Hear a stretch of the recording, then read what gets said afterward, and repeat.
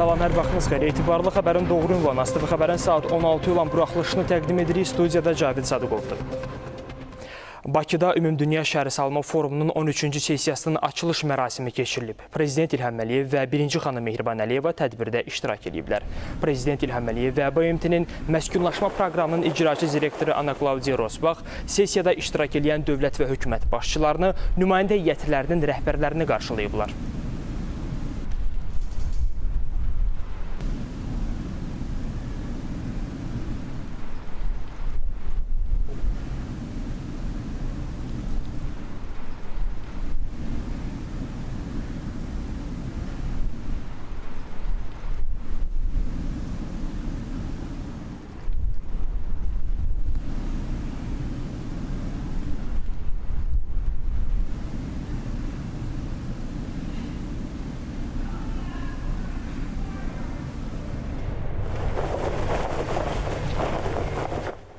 Qarşılanma mərasimindən sonra birgə foto çəkdirilib.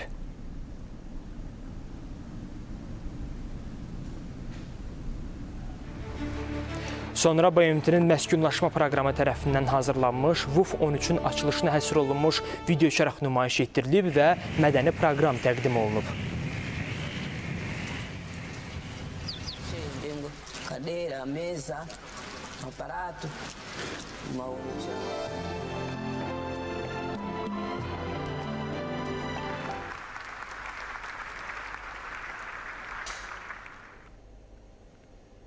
Dövlətimizin başçısı tədbirdə çıxış eləyib.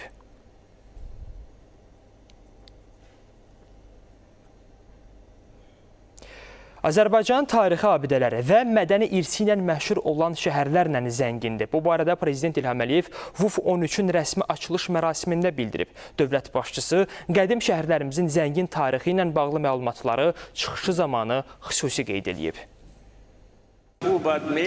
Nəinki Bakıda, bir çox Azərbaycanın digər qədim şəhərlərində memarlıqla biz fərəhlənə bilərik. Onlardan bəzilərini qeyd edək. Şamaxı vaxtilə Şirvanşahlar dövlətinin paytaxtı olub və böyük Azərbaycan şairi, 14-cü əsrin şairinin Nəsiminin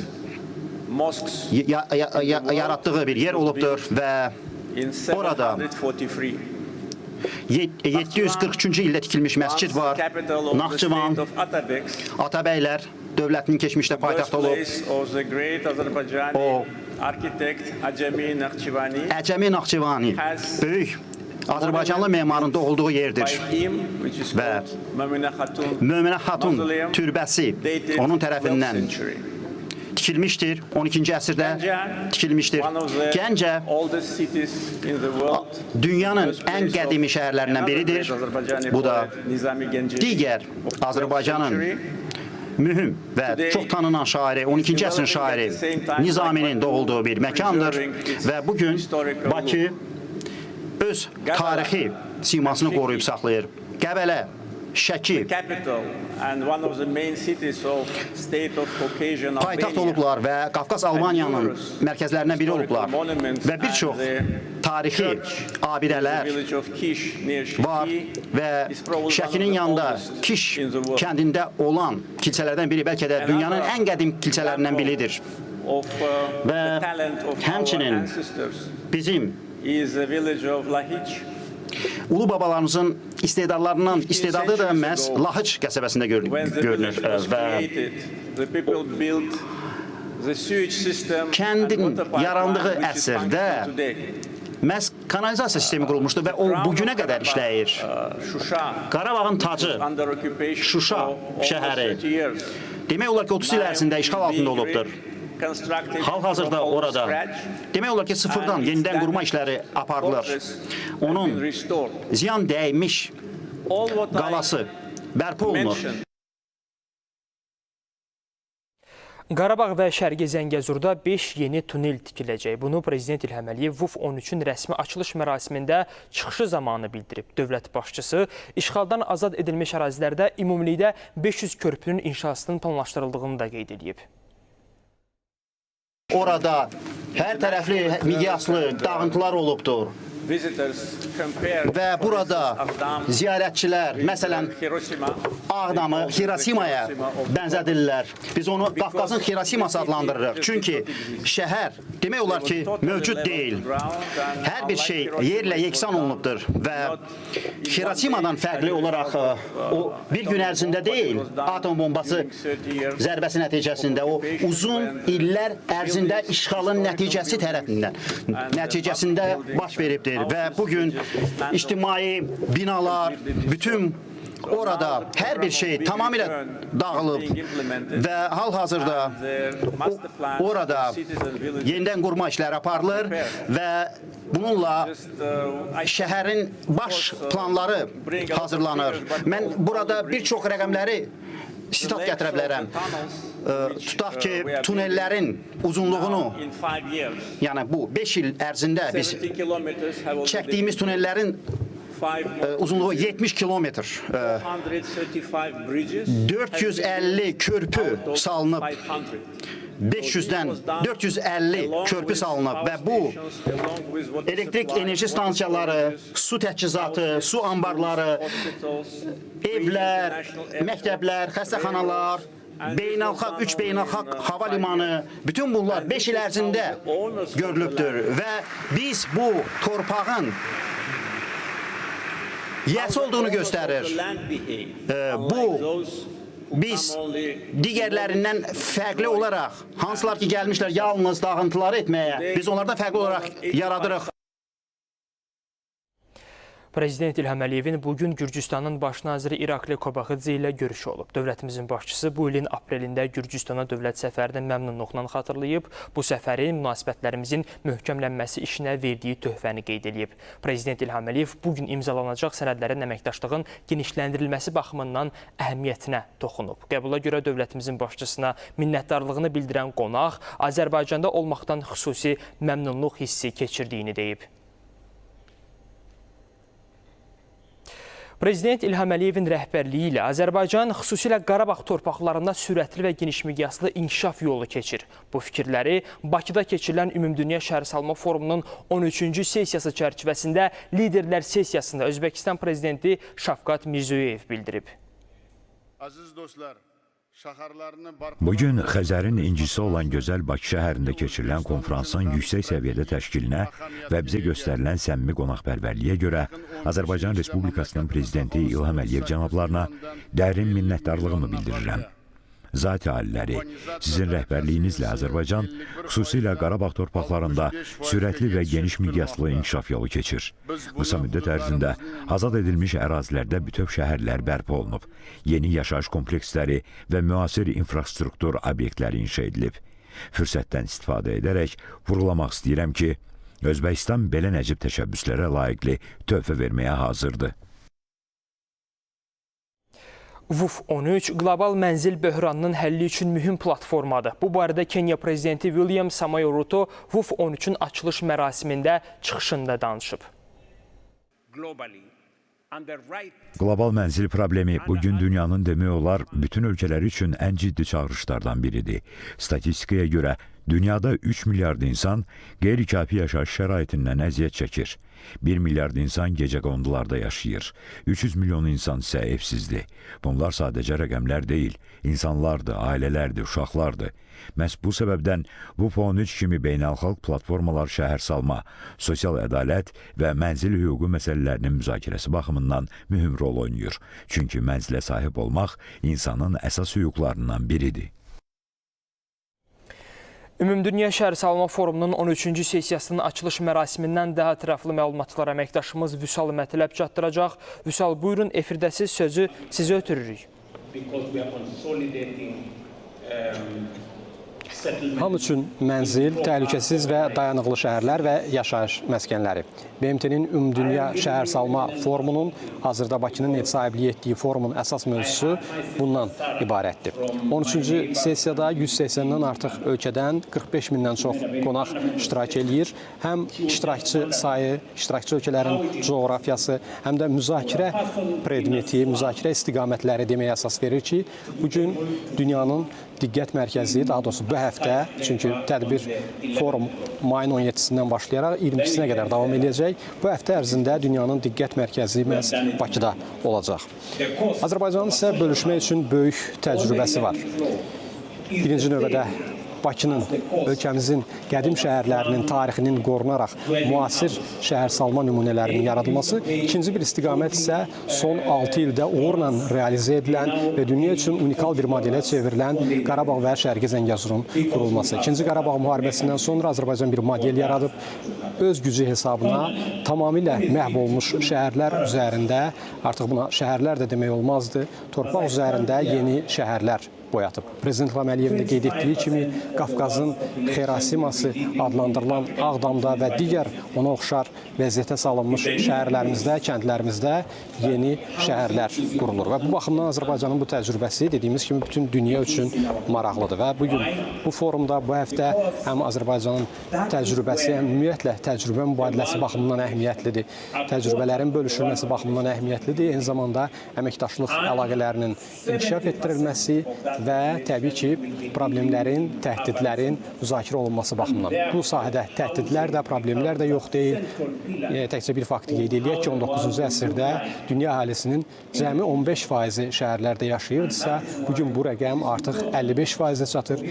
Daha biz proqnozun ondan ibarətdir ki, 2050-ci ildə bu rəqəmin 70% ötəcəyi gözlənilir və beləliklə bu ərzaq təhlükəsizliyi, qida təminatı baxımından ciddi təhdidlər yarada bilər və bu cür platformalar həmin məsələlərin müzakirə olunması, risklərin aradan qaldırılması, çıxış yollarının tapılması baxımından olduqca əhəmiyyətlidir. Hələlik isə bizim Bakı Konqres Mərkəzindən çatdıra biləcəklərimiz bu qədər. Vüsal, təşəkkür edirəm sizə çatdırdığınız ətraflı məlumatlara görə. Ümid edirəm ki, bütün qlobal ictimaiyyət Bakıdan şəhərsalma ilə bağlı tendensiyaların həll yollarını taparaq ayrılacaq və ölkələrinə qayıdıb fəaliyyətə keçəcəklər. Bunu Ümumdünya Şəhərsalma Forumunun 13-cü sessiyasının açılış mərasimində iştirak edən BMT-nin məskunlaşma proqramının icraçı direktoru Ana Klaudiya Rosbach deyib. Gözlənti budur ki, biz bu foruma güclü bilik, zəngin təcrübə və effektiv həll yolları gətirək. Burada vətəndaş cəmiyyəti, özəl sektor və akademik dairələrin nümayəndələrinin iştirak etdiyi möhtəşəm bir sərgi təşkil olunub. 500-dən çox sessiyada insanlar bəşəriyyətin gələcəyi üçün əsas məsələləri müzakirə edirlər. Mən həqiqətən ümid edirəm ki, bütün qlobal ictimaiyyət Bakıda əsas tendensiyaların fərqində olaraq axtardıqları həll yollarını taparaq ayrılacaqlar və öz ölkələrinə qayıdıb fəaliyyətə keçəcəklər. Bakının dünyanın müxtəlif yerlərindən gələn bütün bu möhtəşəm insanları qəbul edən məkan kimi tanınması çox gözəldir. Bu da Prezident İlham Əliyevə və Azərbaycan hökumətinə göstərilən böyük hörmət və dəstəyi nümayiş etdirir. Bunu Ümumdünya Şəhərsalma Forumunun 13-cü sessiyasının açılış mərasimində iştirak edən qonaqlar deyiblər. Forumun əhəmiyyətini yüksək qiymətləndiriblər. Mən bu forumda iki əsas məsələ ilə bağlı iştirak edirəm. Münasib yaşayış yerləri məsələsinə daha yüksək səviyyədə diqqət ayrılmasını istəyirəm. Forumun mövzusu dünyanın məskunlaşdırılması olduğuna görə dünya liderlərinin yaşayış yerlərinin çatışmazlığı məsələsinə daha çox diqqət yetirməsi, yaşayış evlərinin tikinti üçün lazımi resurslar ayrılması zəruridir. Bu forum dünyada məskunlaşma məsələsini işıqlandırmalıdır ki, hər kəs öz evinə sahib ola bilsin. Azərbaycan çox gözəl ölkədir. Bu ölkədən həzz alıram. Burada inkişaf çox möhtəşəmdir. Mənim ölkəm Bangladeshlə Azərbaycanı müqayisə etmək mümkün deyil. Bu konfransda inkişaf etmiş ölkələrdən əməkdaşlıq və dəstək almaq istəyirəm. Çünki bizim çox problemlərimiz var. Enerji, mənzil, iqlim dəyişikliyi, səhiyyə və digər inkişaf məsələləri Bangladeş kimi inkişaf etməkdə olan ölkələr üçün böyük çətinliklər yaradır. Dünya əhalisinin təxminən 1/4 mənzil şəraitinə malik deyil. Bəyannnamələrdə və bir çox digər konvensiyalarda qeyd olunduğu kimi, mənzil sahibi olmaq insanların hüququdur. Buna görə də ümid edirik ki, forumda insanların sadəcə sığınacaqdan ibarət olmayan yaşayış şəraiti ilə təmin edilməsi ilə bağlı yeni strategiyalar müəyyən olunacaq. Mən düşünürəm ki, Bakının dünyanın müxtəlif yerlərindən gələn bütün bu möhtəşəm insanları qəbul edən məkan kimi tanınması çox gözəldir. Bu da Prezident İlham Əliyevə və Azərbaycan hökumətinə göstərilən böyük hörmət və dəstəyi nümayiş etdirir.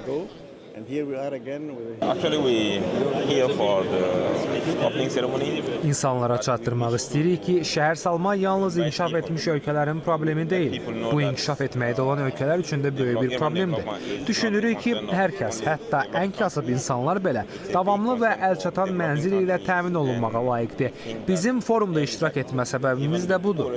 Burada tərəfdaşlar tapmağa ümid edirik. Nümayəndə heyətimizin tərkibində ev tikintisi ilə maraqlanan bəzi şirkətlər təmsil olunur. Biznes əlaqələri yaratmaq, yaxşı təcrübələri müzakirə etmək və təcrübə mübadiləsi aparmaq istəyirik. Bu tədbirdən gözləntilərimiz bunlardır. Bəli, əməkdaşımız Səkinə Hacıyeva da hal-hazırda forumdadır. O bizə iştirakçıların təəssüratlarını çatdıracaq. Səkinə, buyurun, efirdəsiz, sözü sizə ötürürəm.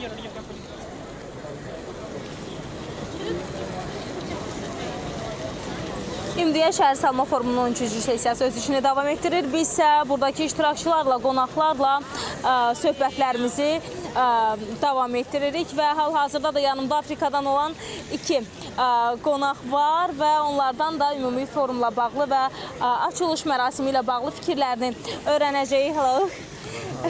What is your impressions about all of the forum and opening ceremony? Okay, I think let me start with the forum. I think it's a very important platform to amplify most of our voices because housing crisis is a global issue. And, you know, everybody coming from different parts of the world, this is an opportunity to share and learn from each other. So I think it's a unique experience. And for us all, we are taking something back home. Thank you so much, and you? Yeah, your impressions? My name is Antoine from Benin. So I'm from Slum Dora International. So as we living in slums, we are the one need this housing program to happen in our communities. So coming to WOOF in Baku, we realize that we have a lot of organizations doing housing program around the world. And this is an opportunity for us to be in partnership with them in order to find solutions together to housing crises happen in our slum communities around Africa, especially in slum communities. So, and also I can see that you in Baku, you have already housing Baku. So Baku have already been housing. So we can learn from Baku experiences and then try to implement that in our countries. Thank you. Thank you so much. Enjoy your time. Mən müsahiblərimdən onların ümumi təəssüratlarını soruşdum və aldığım cavablar ondan ibarət idi ki, ümumiyyətlə birinci müsahibim bildirdi ki, bu cür platformalar çox vacibdir. Xüsusilə evsizlik dünyada çox qlobal problemlərdən biridir və dünyanın müxtəlif yerlərindən gələn insanların burada öz fikrini bölüşməsi və bir-birindən öyrənməsi üçün bu platforma böyük fürsətdir və o bildirdi ki, bu hər kəs üçün unikal bir təcrübədir və hamı bu forumdan ölkəsinə mütləq ki, nəsə aparacaq. Digər bir müsahibim isə bildirdi ki, o Benindən gəlib və Islam International təşkilatını təmsil edir və o bildirdi ki, o gecəqondu ərazilərində yaşayır və məhz buna görə də o mənzil proqramlarının onların icmasında da həyata keçirilməsinə ehtiyac duyduğunu bildirdi və məhz Bakıda keçirilən şəhərsalma forumuna gəldikdən sonra o görüb ki, dünyanın müxtəlif yerlərində mənzil proqramları həyata keçirilən təşkilatlar var və bu da onlar üçün, yəni bu platforma onlar üçün həmin təşkilatlarla tərəfdaşlıq qurmaq, xüsusilə Afrikadakı gecəqondu icmalarında yaşayan mənzil problemlərinə birlikdə həll yolu tapmaq üçün bir fürsətdir və o bildirdi ki, Bakıda mənzil layihələri artıq həyata keçirilib, o bunu görüb və o Bakını bu sahədə böyük təcrübəyə malik bir ölkə kimi qiymətləndirdi və bildirdi ki, onlar da məhz Bakı təcrübəsini öz ölkələrində tətbiq etmək üçün səbirsizlənirlər və qeyd etdiyim kimi qonaqların təəssüratları olduqca böyükdür və hər kəs mütləq ki, bu platformadan, bu forumdan ölkəsinə nələrsə aparacaq. Hələliksə mənim çatdırmaq istədiklərim bunlardan ibarət idi. Buyurun, söz studiyadadır. Səkinə, təşəkkür edirəm sizə çatdırdığınız ətraflı məlumatlar üçün. WUF 13-də qonaqlarda xüsusi maraq yaradan məkanlardan biri də Urban Expo sərgisidir. Çünki burada müxtəlif ölkə və təşkilatların pavilyonları hazırlanıb. Əməkdaşlarımız, iştirakçıların bəzilərindən məhz bu sərgidə həmsöhbət olurlar. İndi biz həmin sərgi məkanına bağlanırıq. Əməkdaşımız Vüsalə Məmmədzadə birbaşa bağlantıdadır. Vüsalə, buyurun, efirdəsiz sözü sizə ötürürəm. Bəli, açılış mərasimi Urban Expo sərgisi öz maraqlı pavilyonları və maraqlı stendləri ilə yanaşı, həmçinin də qonaqları ilə də cəlb elədi fikrimizi. Çünki onların da fikirləri bizim üçün dəyərlidir və biz burada müxtəlif pavilyonlar gördük ki, hansı ki, məhz şəhərsalma ilə bağlı idi və şəhər infrastrukturunu ölkələr üzrə, şəhərlər üzrə təqdim olunurdu və bu da hər kəsdə maraq doğururdu və qeyd etmək istəyirəm ki, məhz təqdim olunan maraqlı pavilyonlardan biri də Türkiyə pavilyonu idi ki, hansı ki, biz də orada bir çox şəhərlərin infrastrukturu, şəhərsalma abidələrini gördük ki, elə ümumiyyətlə isə məhz Marmara Bələdiyyələr Birliyi Ümumi Direktoru Cəmil Arslanla danışmaq istəyirik ki, həm bu Urban Expo sərgisi haqqında, həm də WUF haqqında fikirlərini bizimlə bölüşsün. Buyurun Cəmil Bey, hoş geldiniz. Evet, hoş bulduk. Çok teşekkür ederiz. Öncelikle Azerbaycan'da olduğumuz için çok mutluyuz. Çok güzel bir organizasyon. Expo bölümü de çok iyi düzenlenmiş, tertipli, düzenli. Havalimanından itibaren otellerimize kadar olağanüstü bir hem düzen hem tertip hem güvenlik var. Biz birkaç yıldır World Urban Forumlara katılıyoruz. Bu forumun şu ana kadar katıldığımızın en iyisi olduğunu çok rahatlıkla söyleyebilirim. İstanbul merkezli bir belediyeler birliğiyiz ve İstanbul'daki şehirlerin bir araya gelerek şehirlere ilişkin ortak çözümler geliştirmesi konusunda çalışmalar yapıyoruz. Burada da dünyanın farklı şehirlerinden bir araya gelen insanların şehir meselelerini tartıştıkları bir organizasyon. Dünyanın en büyük kentsel forumu bu. Azerbaycan COP'taki tecrübesini buraya çok güzel bir şekilde aktarmış. Biz tabii Türk olarak ayrıca gurur duyuyoruz Azerbaycan'ın bu başarısından. Bunun bize de örnek olmasını istiyoruz. Burada bir alanımız var bizim de. Dünyanın farklı şehirlerinden gelen insanlara daha önce yaptığımız Marmara Urban Forum'un, gelecek yıl düzenleyeceğimiz Marmara Urban Forum'da nasıl değişiklikler yapacağını, birlikte nasıl bir araya geleceğimiz konusunda çalışmalar yürütüyoruz. Azerbaycan'a ve Azerbaycan Türklerine çok teşekkür ederiz. Çok sağ olun Cemil müəllim. Biz sizə təşəkkür edirik. Bir daha xoş gəlmisiniz. Bəli, Expo sərgi mərkəzində yenə qeyd etdiyim kimi maraqlı anlarla doludur və biz bütün bu maraqlı anları axşam saatında və 20 ASTV xəbərində isə daha ətraflı sizə təqdim edəcəyik. Söz sizdədir, əsas studiyada. Vüsalə, təşəkkür edirəm sizə çatdırdığınız ətraflı məlumatlar üçün. İndi biz daha bir əməkdaşımız Ayşən Cümşüdova ilə bağlantı yaradacağıq. O bizə daha bir forum iştirakçısının təəssüratlarını çatdıracaq. Ayşən, efirdəsiz, sözü sizə ötürürəm.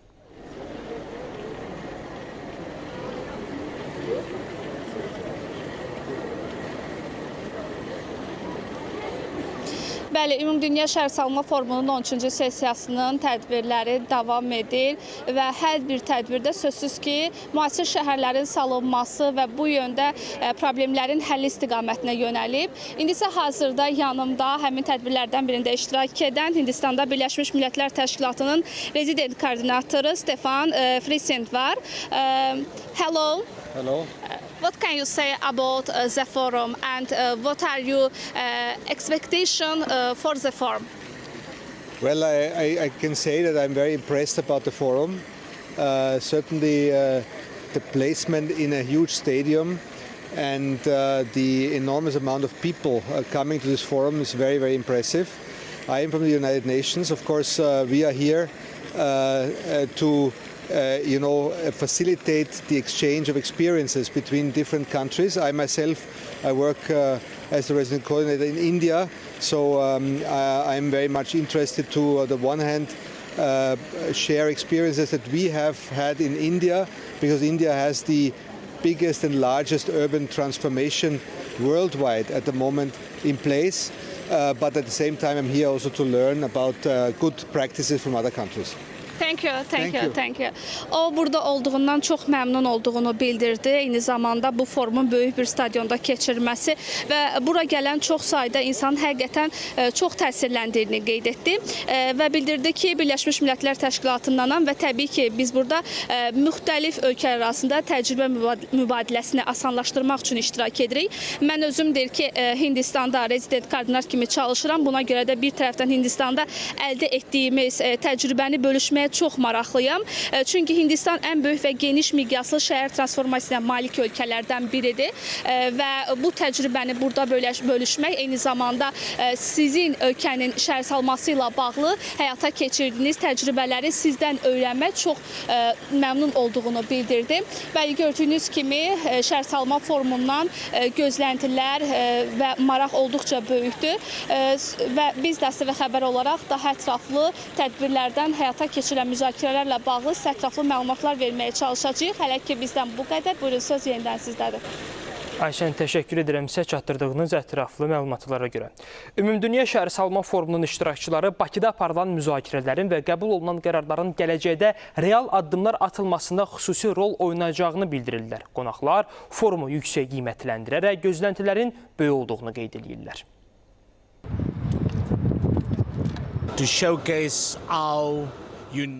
Ümumdünya Şəhər Forumunda Cənubi Afrika əhalisi üçün unikal mənzil həllərini nümayiş etdiririk. Bu platforma gördüyümüz işləri, tətbiq etdiyimiz fərqli yanaşmaları və əldə etdiyimiz nəticələri dünya ictimaiyyətinə təqdim etmə imkanı qazandırır. Həmçinin layihələrimizə xarici investisiya cəlb etmək üçün də yaranmış fürsətdən istifadə edirik. Xüsusilə qürur duyduğumuz məqamlardan biri innovativ texnologiyalar vasitəsilə insanların həyatını dəyişdirməyimizdir. Biz bunu forumun iştirakçılarına da nümayiş etdirmək istəyirik. Forumun əsas mövzusu qlobal məskunlaşmadır. Bu daha çox diqqəti cəlb edən forumlardandır. Məskunlaşma bizim hər birimizə aiddir. Söhbət təkcə fiziki məskunlaşmadan getmir. Həm də bunun iqtisadiyyata, səhiyyəyə, rifah və ekologiyaya təsirindən gedir. Bu çox geniş mövzudur. Tədbirdən konsensus, konkret həllər gözləyirəm. Təcrübə mübadiləsi faydalı olacaq. The social health well-being. Uzun müddət gözlədiyim forumdur. Bakıda qarşılaşdığım xoş məqamlardan biri şəhərin təmizliyi və strateji yerləşməsidir. Şəhərin dəniz kənarında yerləşməsi xüsusi diqqət çəkir. Tədbir iştirakçılarının sayı və təşkilatçılıq çox yüksəkdir. Böyük şəhərlərin planlaşdırılması ilə bağlı regional dialoqların açılışında iştirak etdim. Urbanizasiya və şəhərsalma planlaşdırılması ilə bağlı müzakirələri böyük səbirsizliklə gözləyirəm.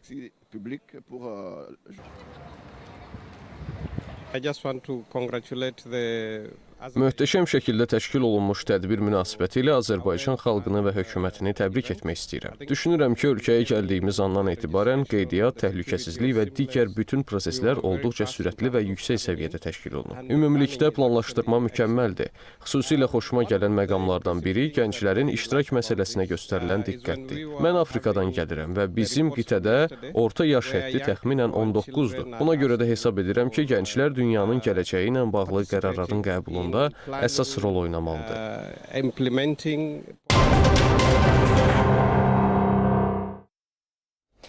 Rusiya prezidenti Vladimir Putinin Çinə gözlənilən səfəri beynəlxalq gündəmin əsas mövzularından birinə çevrilib. Kreml bu görüşə təkcə diplomatik təmas kimi deyil, həm də Moskva-Pekin strateji tərəfdaşlığının yeni mərhələsi kimi yanaşır.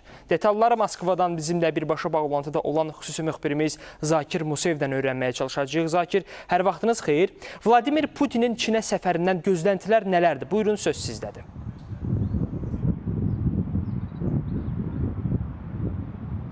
Hər vaxtınız xeyir. Bəli, hazırda dünyanın diqqəti həm də Moskva-Pekin xəttinə yönəlibdir. Kremlin sözcüsü Dmitri Peskovun açıqlamalarına görə Rusiya prezidenti Vladimir Putinin Çinə planlaşdırılan səfərinə Moskvada olduqca böyük siyasi və iqtisadi əhəmiyyət verilir və o bildirib ki, Putinin nümayəndə heyəti kifayət qədər geniş olacaqdır. Səfərdə Rusiyanın profil üzrə bütün vitse-premyerləri, bir sıra nazirlər və iri dövlət şirkətlərinin rəhbərləri iştirak edəcək və ekspertlərin fikrincə məhz bu məqam onu göstərir ki, gündəlikdə əsas yer iqtisadi əməkdaşlıq, enerji, logistika, sənaye və investisiya məsələlərinə ayrılacaqdır. Kremlin açıqlamalarında diqqət çəkən əsas məqamlardan biri də Rusiya-Çin münasibətlərinin artıq yalnız ticarət çərçivəsində qalmamasıdır.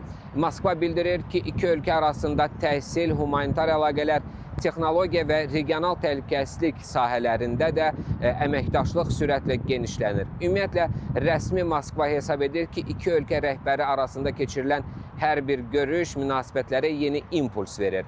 Bununla yanaşı Çin-Rusiya münasibətlərinin regional və qlobal təsirləri də diqqət mərkəzindədir. Analitiklərin fikrincə Moskva və Pekin arasında yaxınlaşma dünya siyasətində yeni güc balansının formalaşmasına təsir edir. Çünki Rusiya və Çin arasında siyasi, iqtisadi və hərbi koordinasiyanın artması Avrasiya məkanında yeni geosiyasi reallıq yaradır. Belə Rusiya bürosundan bu saata çatdırmaq istədiklərim bunlar idi. Söz yenidən sizdədir. Zakir, təşəkkür edirəm sizə çatdırdığınız ətraflı məlumatlara görə.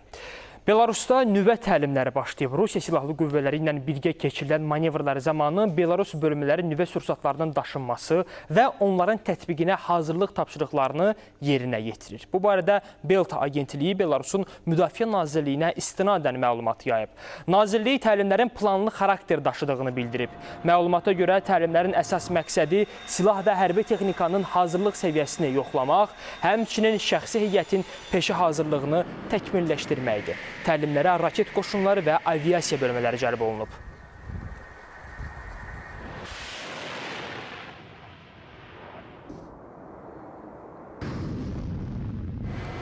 Avropa İttifaqı daxilində birlik və həmrəylik məsələsi yenidən gündəmdədir. Xarici təsirlər və böyük güclərlə münasibətlər fonunda Brüsseldən səslənən açıqlamalar diqqət çəkir. Detalları Berlindən bizimlə birbaşa bağlantıda xüsusi müxbirimiz Günay Məmmədovadan öyrənməyə çalışacağıq. Günay, salamlayıram sizi. Son açıqlamalar nəyi göstərir? Buyurun, efirdəsiz.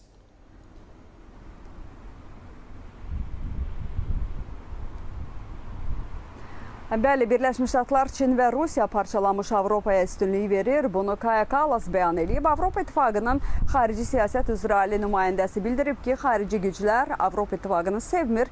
Çünki birlik vahid şəklində hərəkət etdikdə daha güclü geosiyasi aktora çevrilir. O, üz dövlətləri ayrı-ayrılıqda razılaşmalar bağlamaqdan çəkinməyə çağırır.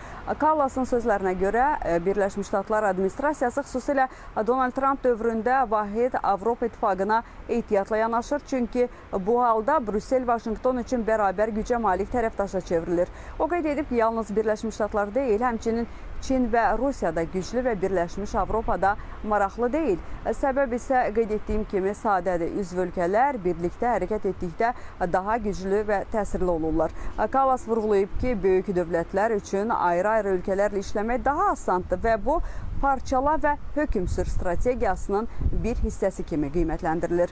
O, bəzi Avropa ölkələrinin Birləşmiş Ştatlarla ikitərəfli əlaqələri qorumağa çalışmasından narahatlığını ifadə edib və xəbərdarlıq edib ki, bu tendensiya birliyin zəifləməsinə gətirib çıxara bilər.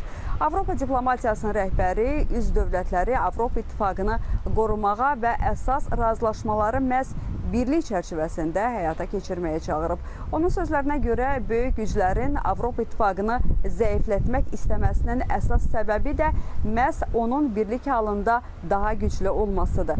Kallas Çinlə bağlı vəziyyəti də şərh edərək bildirib ki, Avropada problemin mahiyyəti aydın başa düşülsə də hələlik ortaq həll yolu müəyyənləşdirilməyib.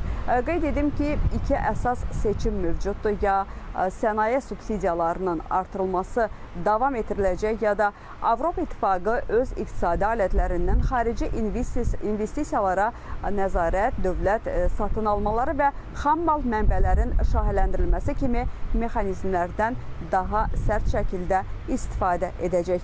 Qeyd edim ki, Kaja Kallasın bu açıqlamaları təsadüfi deyil. Bu, ilk növbədə Avropa İttifaqı daxilində parçalanma riskinə diqqəti çəkmək və üzv ölkələri vahid mövqedə saxlamaq cəhdidir.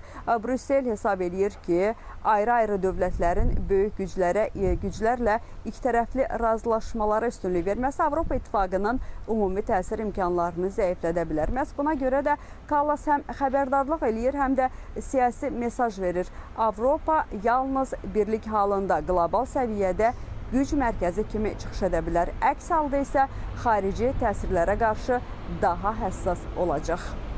Belə çatdıracaqlarım bu qədər. Buyurun, söz sizdə. Günay, təşəkkür edirəm sizə çatdırdığınız ətraflı məlumatlara görə.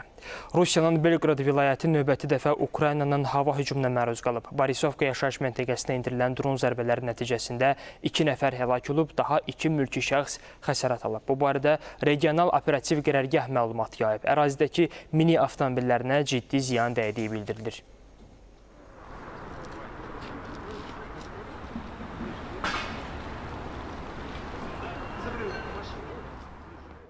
Dünyanın digər münaqişə ocağından da xəbərimiz var. Belə ki, İsrail ordusu Livanın cənubunda bir neçə şəhərə növbəti dəfə zərbələr endirib. Hava əməliyyatı nəticəsində 8 nəfər həlak olub, 14 sakin xəsarət alıb. Həyatını itirənlər arasında azyaşlıların olduğu da bildirilir. Tələfatın artacağı istisna edilmir. Livanın Səhiyyə Nazirliyinin məlumatına görə martın 2-sindən indiyədək Livana aviazərbələr nəticəsində həlak olanların sayı 3000-ə yaxınlaşıb.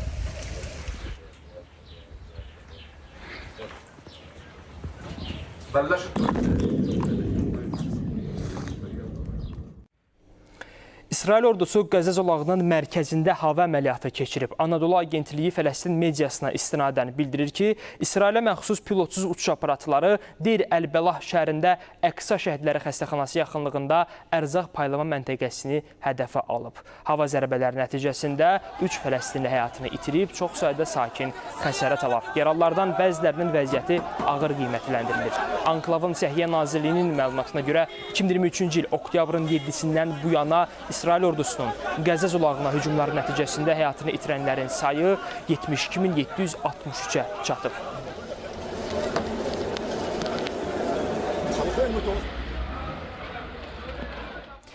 Çinin Guanzhou Muxtar rayonunda 5,2 bal gücündə zəlzələnin insan tələfatı və dağıntıya səbəb olduğu bildirilir. Son məlumatlara əsasən təbii fəlakət nəticəsində 2 nəfər həyatını itirib, 4-ü xəsarət alıb. Bundan başqa 3 nəfər itkin düşüb. Onların axtarışları davam etdirilir. Zəlzələ nəticəsində 13 bina dağılıb, xeyli sayda ev və tikiliyə zərər dəyib. Fəlakət zonasından 7000-dən çox insan təxliyə edilib. Əraziyə 51 yanğın söndürmə briqadası və 300-dən çox canlı qüvvə cəlb edilib. Çin Seysmoloji Mərkəzinin məlumatına görə zəlzələnin epicentri Liunan rayonundan, ocağı isə 8 kilometr dərinlikdə yerləşib.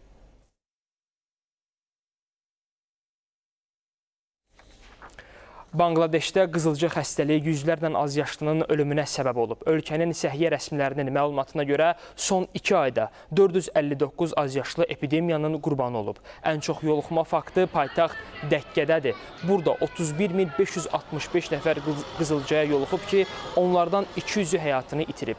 Ölkə üzrə yoluxmaların sayı 58 minə yaxınlaşıb.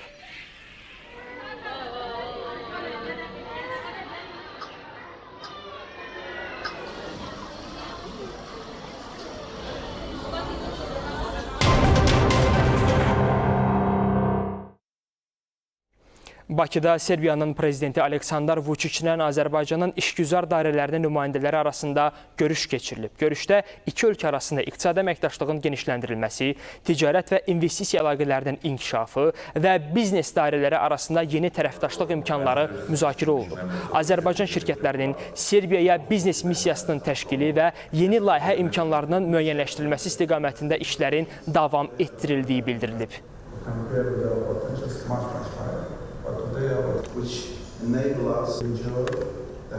2024-cü ilin yanvar ayından etibarən Azərbaycanın Serbiyaya təbii qaz ixracına başlaması və Niş şəhərində birgə qazla işləyən elektrik stansiyası layihəsinin icrası enerji əməkdaşlığının artıq real nəticələr mərhələsinə keçdiyini nümayiş etdirir. Azərbaycan-Serbiya iqtisadi əməkdaşlığı təkcə enerji sahəsi ilə məhdudlaşmır. Ölkələr arasında yaranmış qarşılıqlı etimad və yüksək səviyyəli siyasi dialoq nəticəsində infrastruktur, tikinti, nəqliyyat, kənd təsərrüfatı, turizm və investisiya kimi sahələrdə geniş və real əməkdaşlıq imkanları formalaşıb.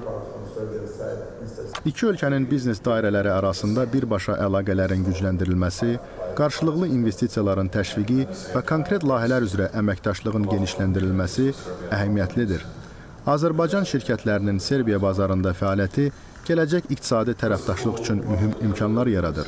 Bakı ilə Belqrad arasında birbaşa aviareysin açılması iki ölkə arasında əlaqələrin inkişafına mühüm töhfə verir. Həmçinin turizm sahəsində əməkdaşlığın genişləndirilməsi xüsusi əhəmiyyət kəsb edir və bu istiqamətdə Azərbaycan və Serbiya turizm şirkətləri arasında əlaqələrin daha da gücləndirilməsi vacibdir. Hörmətli tamaşaçılar, xəbər verdiyimiz kimi Prezident İlham Əliyevin bugün Gürcüstanın baş naziri İrakli Kobaxidze ilə görüşü olub. Dövlətimizin başçısı bu ilin aprelində Gürcüstana dövlət səfərinin məmnunluğunu xatırlayıb, bu səfərin münasibətlərimizin möhkəmlənməsi işinə verdiyi töhfəni qeyd edib. Prezident İlham Əliyev bugün imzalanacaq sənədlərin əməkdaşlığın genişləndirilməsi baxımından əhəmiyyətinə toxunub. Qəbula görə dövlətimizin başçısına minnətdarlığını bildirən qonaq Azərbaycanda olmaqdan xüsusi məmnunluq hissi keçirdiyini deyib.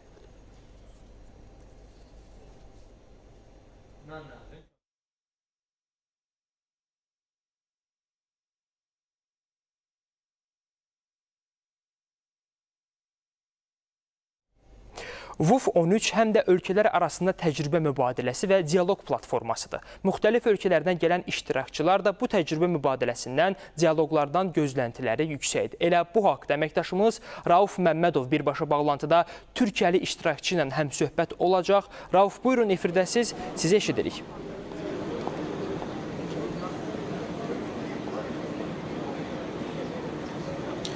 Salam bir daha. Bəli, forumun ikinci günündə burada şəhərlərin gələcək inkişaf modeli, enerji səmərəliliyi və iqlim risklərinə qarşı davamlı urban həllər ətrafında fikir mübadiləsi aparılıb. Bugünkü sessiyalarda xüsusilə şəhərlərdə resurslardan düzgün istifadə, yaşıl texnologiyaların tətbiqi və dayanıqlı şəhər planlaşdırılması məsələləri diqqət mərkəzində olub.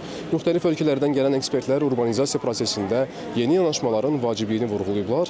Hazırda bizimlə birlikdə Türkiyənin Orta Doğu Texniki Universitetinin nümayəndəsi Şiir Kılkış var və indi onun fikirlərini öyrənəcəyik. Merhaba Şehir Hanım, nasılsınız? Merhabalar, sağ olun, çok iyiyim, sağ olun. Sorumuz şu olacak, bugün için sürdürülebilen şehirlerin en büyük problemi nedir? Tabii ki en büyük problemi iklim değişikliği. İklim değişikliği giderek artıyor ve iklim değişikliğinin her artışında aşırı sıcakların, yağışların ve kuraklıkların daha sık ve yoğun olduğunu biliyoruz. Örneğin aşırı sıcaklar şu an günümüzde sanayi öncesi süreçlere göre 2,8 daha fazla sıklıkta ve meydana geldiği zaman daha fazla yoğunlukla meydana geliyor. Ve bunun önüne geçebilmek için aslında bütün şehirler tüm dünyada el birliği içerisinde çabalar içerisindeler. Dirençli olabilmek için, dayanıklı olabilmek için birçok tedbir imkanları var, fırsatları var ve bunların gerçekleştirdiği takdirde de sadece sorun değil, aslında çözümler noktasında da güzel bir sürdürülebilir geleceği sağlayabilirler. Şöyle ki, şehirlerin dirençli olabilmesi için kentsel planlama, entegre kentsel planlama, Bakü bunun aslında çok güzel bir örneği. Düzenli, ulaşımı çok rahat, insanlar ulaşıma, toplu taşıma çok rahat gidebiliyorlar. Bir yandan aşırı sıcaklar ve aşırı yağışlar için de tedbirlerin alınması çok önemli. Benim burada bulunmamın sebebi Azerbaycan Ekoloji ve Tabii Servetler Bakanlığı'nın daveti üzerine bir etkinliği olacak. Bunun konusu da iklim dirençli şehirler ve erken uyarı sistemleri. Erken uyarı sistemlerinin altyapılarla bütünleşik olması önemli. Bununla birlikte iklim dirençli şehirler olabilmesi için iklim değişikliğinin sınırlı tutulması oldukça önemli. Dolayısıyla sera gazlarının azaltılması dahil olmak üzere, yenilenebilir enerji kaynaklarına geçiş dahil olmak üzere kentsel planlamanın daha düzenli ve muntazam ve insanların erişilebilir hale gelmesi dahil olmak üzere sürdürülebilir şehirler için büyük bir fırsat var. Çok teşekkür ediyorum. Biz teşekkür ederiz Şehir Hanım. Bir daha hoş geldiniz Azərbaycana. Sağ olun. Teşekkürler. Bəli, VUF 13 çərçivəsində panel sessiyalar və müzakirələr, müxtəlif ölkələrin dialoqları davam edir və buradan bu forumdan biz anbaan hər efir üçün təfərrüatları və burada elə keçirilən panel sessiyaları sizə təqdim etməyə çalışırıq və hələlik isə sözü yerindən sizə ötürürəm. Buyurun. Rauf, təşəkkür edirəm sizə çatdırdığınız ətraflı məlumatlara görə. Ümumdünya Şəhərsalma Forumunu iştirakçılar arasında müxtəlif ölkələrin media təmsilçiləri də var. Əməkdaşımız Fidan Mahmudova onlardan biri ilə həmsöhbət olacaq. Fidan, buyurun, efirdəsiz, sözü sizə ötürürük.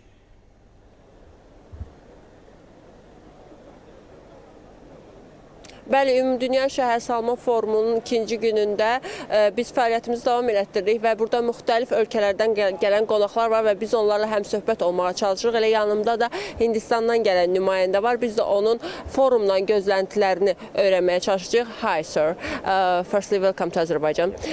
Firstly, please share us your information about this forum and also your expectation. And please introduce yourself. Yes, this is Sohail here from Hindustan, and I've been working with multiple agencies about schools, international colleges, universities, and also working for sustainability. And also I run my own association called GYDI, which is Global Youth Diplomacy Initiative. And also it has the common authority of giving the best sustainability for best human beings. As this Urban Expo or maybe World Urban Forum, which has been done here, gives me the adequate responsibility of giving someone a betterment of settlement in life, and also giving the housing authorities and the shelter for basic common necessity of needs and wants, and also understanding the capability of what can humans do to other humans, and also have the authority to speak upon as a young mind in this big podium. And I obviously love Azerbaijan, and it has the best sustainability which is being compared with the other world. I have traveled more than 20 countries as of now, and I like the proper maintenance of Azerbaijan, Baku, and I also love the situations which have been happening, the coordination, cooperation between the people, youngsters, volunteers, and this has become a big dream for me as well. And I would like to stay alongside more sustaining this living. Yeah. Thank you so much. Have a nice day.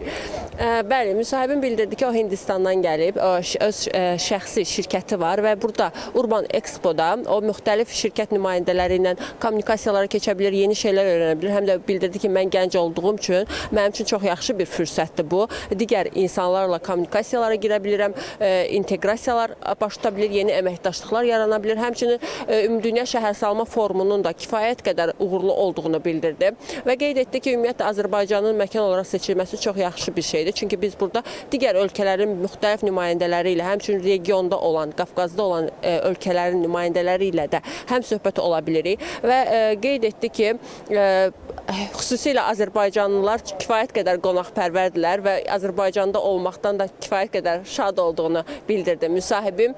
Belə, bizim hələlik buradan çatdırmaq istədiyimiz informasiyalar bundan ibarətdir. Növbəti saatlarda yeni qonaqlarımızla sizə məlumatlar ötürməyə çalışacağıq. Sözü yenidən sizə ötürürük. Buyurun. Fidan, təşəkkür edirik sizə çatdırdığınız ətraflı məlumatlara görə.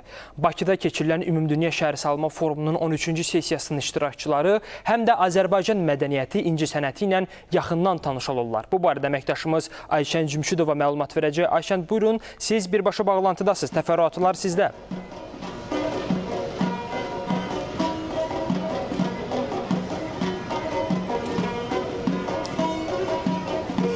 Ümumdünya Şəhərsalma Forumunun 13-cü sessiyasına maraq hər dəqiqə artır. Xüsusilə burada təşkil olunan sərgilərə maraq xarici qonaqlar tərəfindən çox sevilir. Hazırda isə yanımızda ölkənin sakinləri var, iştirakçıları var, belə deyərdik. Onlar da Azərbaycan musiqisini dinləyirdilər. Necədir, beğendiniz-mi? Merhaba, çok güzel. Biz de Türkiye'den geliyoruz. Bakü'de olduğumuz için de çok mutluyuz. Her şey çok güzel burada. Merhabalar, biz de İstanbul'dan geliyoruz. Bu sene Urban Expo'da standımız var. Her sene olduğu gibi Dünya Kent Forumu'nda. Dünya Kent Forumu aracılığıyla ilk kez Bakü'deyiz. Çok mutluyuz. Her şey çok güzel. Bakü'nün rüzgarına alışmaya çalışıyoruz. Forum necə keçir? Gözlentilər nələrdir? Çok güzel. Yani bugün daha ilk gün biz de Marmara Belediyeler Birliği olarak standımızı açtık. Özellikle Bakü'de olduğumuz için böyle evimizde hissediyoruz kendimizi. Organizasyon çok güzel. Her şey çok güzel. Evet, forumun etkisini tüm şehirde görme hissi bize çok iyi geldi. Bu epey iyi hissettirdi. Çok rahat bir şekilde forum alanına ulaştık. Her yerde buranın kültürüne, müziğine, sanatına dair izler görüyoruz. Umuyoruz kalan 5 günde çok güzel geçer. Teşekkür ederim. Çok sağ olun, hoş gelmişsiniz bir daha. Teşekkürler. Çok sağ olun. Gördüyünüz kimi foruma maraq olduqca böyükdür. Onlar Azərbaycanda olduqlarına çox şaddılar, forumdan da məmnundular və biz də ATV Xəbər olaraq ən rəngarəng görüntüləri sizə təqdim etməyə davam edəcəyik. Hələ ki bizdən bu qədər. Buyurun, söz yenidən sizdədir. Təşəkkür edirəm Ayşən çatdırdığınız ətraflı məlumatlara görə. Forumun əsas məqsədi konkret nəticələrin əldə edilməsidir. Bunu BMT-nin İnsan Məskənləri Proqramı Assambleyasının prezidenti Korvin, Ümumdünya Şəhərsalma Forumunun 13-cü sessiyası çərçivəsində jurnalistlərə açıqlamasında deyib. Azərbaycanın tədbirə uğurla ev sahibliyi etdiyini vurğulayıb. BMT-nin məskunlaşma proqramı insanların rifahı üçün fəaliyyət göstərir. Biz daha yaxşı gələcək naminə birləşmişik. Ümumdünya Şəhərsalma Forumu üzv dövlətləri arasında birliyə və konsensusa nail olmaq üçün mühüm platformadır. Bəşəriyyət istənilən urbanlaşma prosesinin əsas gündəmində olmalıdır. Yaxşı şəhər insanların xoşbəxt yaşadığı, təhlükəsizliyin olduğu məkandır. Bu da urbanlaşmanın əsas məqsədidir. Ümumdünya Şəhərsalma Forumu sadəcə bir söz olaraq qalmamalıdır. Razılaşdırılmış məsələləri həyata keçirmək üçün bir plan olmalıdır. Assambleyanın prezidenti olaraq mənim vəzifəm üzv dövlətlər arasında konsensusa nail olmaqdır. Biz hansı istiqamətdə irəlilədiyimizi bilməliyik. Azərbaycan hökumətini ən böyük Ümumdünya Şəhərsalma Forumunu uğurla keçirməsi münasibətilə təbrik edirəm. Azərbaycan dinlər arası dialoq, iqtisadi inkişaf və digər qlobal mövzulara həsr olunan çoxsaylı beynəlxalq görüş və forumlara uğurla ev sahibliyi eləyib. WUF 13 də BMT çərçivəsində keçirilən ən prestijli və vacib tədbirlərdən biridir. ABŞ-nin ölkəmizdəki sabiq səfiri Matthew Bryce Bakıda keçirilən Ümumdünya Şəhərsalma Forumunun 13-cü sessiyası ilə bağlı fikirlərini ASTV xəbərlə bölüşüb. Azerbaijan hosting a major United Nations Fəal beynəlxalq fəaliyyət Azərbaycanın qlobal səviyyədə daha mühüm və təsirli oyunçu olmaq ambisiyasını nümayiş etdirir. Ölkəniz yalnız beynəlxalq tədbirlərdə iştirak etməklə kifayətlənmir, həm də bütün dünyanı narahat edən problemlərin həlli və qlobal dialoqun gücləndirilməsinə töhfə verir. Ümumdünya Şəhərsalma Forumunda müzakirə olunan əlçatan mənzil təminatı məsələsi də bu baxımdan xüsusi əhəmiyyət daşıyır. Bütün bunlar Azərbaycanın öz ərazi bütövlüyünü və suverenliyini bərpa etməsindən sonra artan özünə inam fonunda baş verir. Ölkə Ermənistanla yekun sülh müqaviləsinin imzalanmasına çalışır. Eyni zamanda Xəzər dənizi üzərindən Mərkəzi Asiya və Avropa istiqamətlərində strateji əlaqələrini genişləndirir. Beləliklə, Azərbaycan strateji baxışını və təşəbbüskarlığını nümayiş etdirir.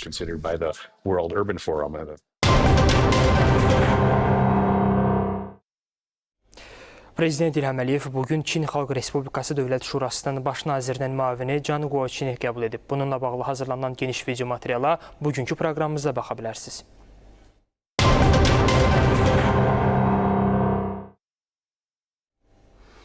Azərbaycan xalqı zəlzələ zamanı qardaş olduğunu növbəti dəfə göstərdi. Bunu jurnalistlərə açıqlamasında WUF 13 çərçivəsində təşkil olunan tədbirlərdə iştirak etmək üçün ölkəmizə gələn Türkiyəli sənətçi Haluk Levent deyib.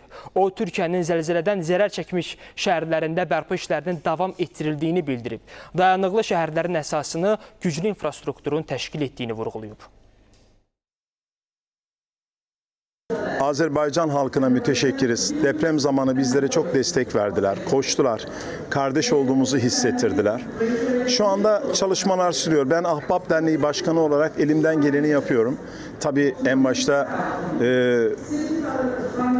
şunu söylemek gerekiyor. Devletin tüm organları orada çalışıyor. Herkes bir şeyler yapmaya çalışıyor. O şehirler tekrar ayağa kalkacak, ben inanıyorum. En yakın zamanda da eski günlere döneceğiz. Güzel ve güvenli şehirler altyapıyla mümkün olur. Altyapı olmadan, sağlam altyapı olmadan, sağlam kurumlar imza atmadan o binaların yapılmaması gerekiyor. Düzenli binaların yapılması çok önemli. Kanuna uygun, mevzuata uygun binaların yapılması bence şehirlerin güzelliği için çok önemli. Dünyada her şey globalleşti, küreselleşti, birbirine yakınlaştı her şey.